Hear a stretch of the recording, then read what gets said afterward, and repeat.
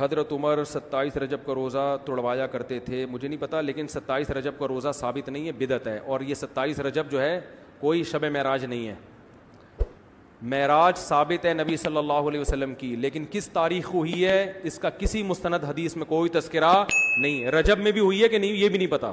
تو خام ہمیں 27 رجب کو نہیں عبادت کی رات بنا دیں اور 27 رجب کو روزے کا دن بھی نہ بنائیں.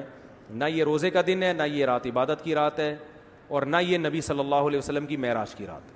اللہ نے یہ تاریخیں ہم سے چھپا دی ہیں تاکہ لوگ ان میں بدعتیں نہ کریں. بس ہمارا عقیدہ ہے آپ صلی اللہ علیہ وسلم معراج پہ گئے تھے، کس تاریخ کو گئے تھے ہمیں نہیں پتا، کوئی ہے ہی نہیں، کوئی روایت ہی نہیں ملتی. بہت متضاد روایتیں اور ساری موضوع من گڑت حدیث ضعیف ہیں، تو ایسا کچھ نہیں ہے. شب معراج جس رات میں نبی کریم صلی اللہ علیہ وسلم تشریف لے گئے وہ اعلیٰ ترین رات تھی، عظیم الشان رات تھی.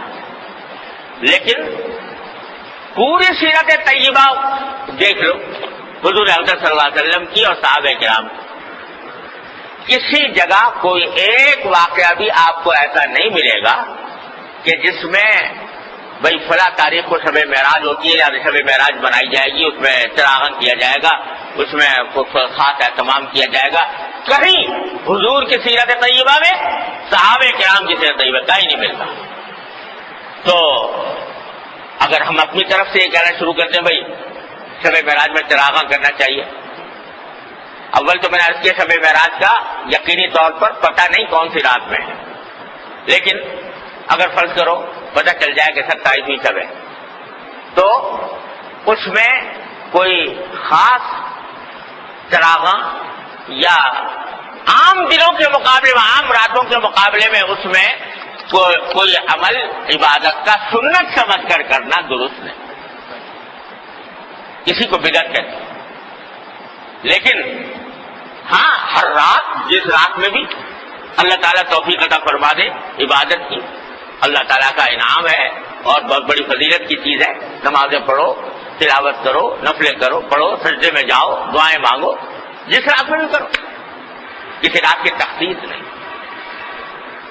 اسی طرح روزے کا معاملہ ہے، 27 رجب کے روزے کا، تو چونکہ اس میں کوئی صحیح حدیث ثابت نہیں 27ویں رجب کے روزے کی، اس واسطے حضرت عمر رضی اللہ تعالیٰ عنہ سے منقول ہے کہ اگر کوئی روزہ رکھتا تھا 27 تاریخ کو تو حضرت عمر زبردستی کر کے کہتے کھانا کھاؤ،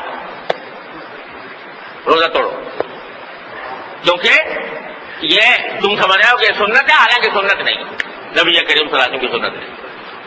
ہاں عام دنوں میں کسی دن بھی روزہ رکھ لے، اس دن بھی رکھ لے، لیکن سنت سمجھ کر نہیں.